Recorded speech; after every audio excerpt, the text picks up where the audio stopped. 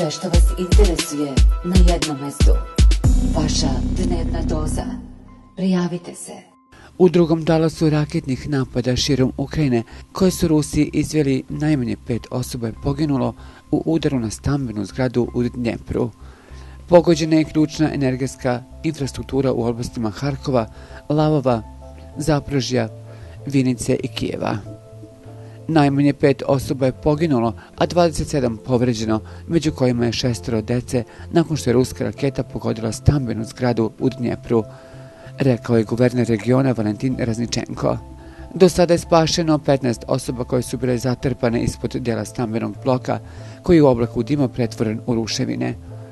Ukrajinski predsjednik Vladimir Zelenski napisao na svom Twitter nalogu da se čišćenje ruševina u Dnjepru nastavlja, da sve službe rade i da je u toku potraga za osobama koje su zarobljene ispod betonskih blokova.